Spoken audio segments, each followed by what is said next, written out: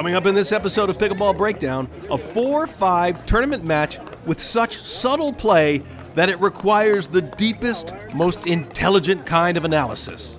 Nah. Okay, what? Yeah. Indifferent. Okay. Well, if that doesn't make you stick around and watch, I don't know what will. Let's break it down. You know how this works. Send us your pickleball videos. Alex and I will break them down. We'll learn a little, laugh a little, and all get a whole lot better. This is Pickleball Breakdown. The first thing I want to bring up is David's backspin on the return. Not that it's a bad thing or anything like that, but I just want to ask you, what's the advantage of that? Why do you want to put a backspin on a return? Because it looks like it just pops up really nice for Ron then to hit. It just gives your opponent another element to consider when hitting their third shot. And that spin, that backspin, is when it hits your opponent's paddle, when they're taking their third shot, it's going to be inclined to go downward into the net, which is good. Yeah. But what you have to do to counter that is hit up on the ball.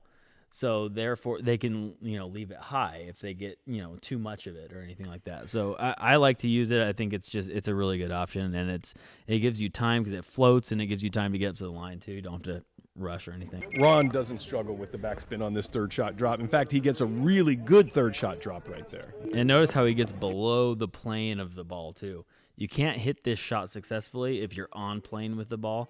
You have to be below it and be brushing up on it. A couple of episodes ago, we talked about the short hop on the fourth shot, and Brian does exactly that here, but it actually gets a pretty good sharp angle over there. But you agree or disagree with that was a pretty good shot off the fourth shot? Nah. Okay, what? Indifferent. What I would have probably done here, seeing that angle at the apex of that third shot drop, I would have probably drop stepped if I was Brian, and probably hit the ball towards Adam's backhand, low to Adam's backhand or at his feet, just to make him earn the kitchen a little bit more than they did here. So I think the lesson here is whenever, at every opportunity, make your opponents uncomfortable and give them something to think about. Absolutely. If you look at Adam here, he is, for one, he plays this perfectly. His partner, Ron, is taking the drop, and he's ahead of him, trusting him a fair amount, but also reading the trajectory and say, okay, it's go time. But if you notice, right when Brian puts his head down and commits to that short hop, look at him lean over towards Ron. He's leaning, and he's looking for blood at this point. He doesn't get it, but he is very comfortable. He even took that little baby step right there. Yeah. So that's why you're saying go to his backhand side, because he's looking that way. Right, and he probably wouldn't have taken that if Brian had drop stepped, but what it does is keeps him honest.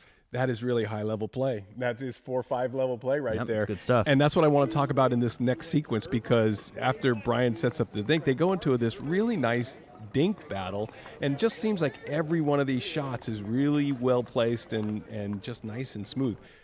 As a 3-5 burgeoning 4-0 player, how do you get to this level in this aspect of the game? Notice none of these players are just waiting it out, and I think a lot of 3-5s will, if they get bit by the patient bug, they will just wait for their opponents in high hopes that they'll make a mistake, but they're not creating. These guys are all creating, and they're all looking for blood. They're all moving them around. They're playing with the depth of their dinks, the angles of their dinks, the spins of their dinks, and all that. So nothing about any of this play is passive to me. It's all very, very high IQ.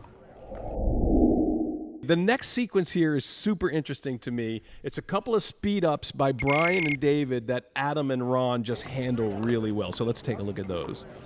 So there's the first one there from Brian. Why do you think he chose to speed that up? Okay, I would say because it's on his forehand side and there's enough of a bounce off that dink that he could safely take a shot from below the net right into Adam. Right. It was pretty dead, didn't have a lot of life to it, not a lot of action. And it was far enough away from the net. It wasn't like right up on the net or anything like that. I like that speed up. I think it made sense to me. You could have also just dinked it, but I like the aggressive, and I also like his willingness to reset the counter attack here, because Adam was really ready there. And again, it was his backhand, so he was like very ready for it. He sends it back authoritatively, and he's willing to reset that ball. Gets a little help from the net. I don't think it would have been quite as good without that, but you got to be, when you speed up, if your opponent's ready for it, you got to be willing to reset that next one and not just keep that foot on the gas pedal. You have to know when to let up. Not long after that, after another couple of dinks here, it's David that goes with the hard shot. Right, and again, another pretty dead dink that didn't have a lot of life to it. Was kind of deep in the kitchen.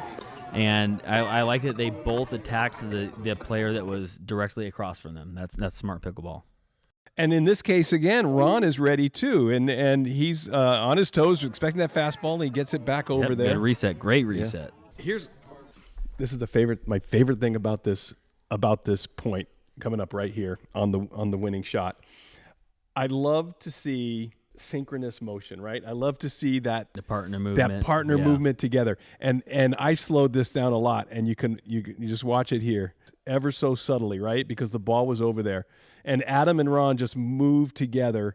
Adam's got that line, Ron's got that middle, and then they both just collapse on it. Ron gets to it first with the backhanded flick, but man, it's just kind of like just a thing of beauty to me to see that, just how in sync they are. I know it's just a little tiny half step, but they do it together, and then it leads to the winning point. Yeah, no, that's exactly how you need to operate on the court. That's perfect. Very textbook point.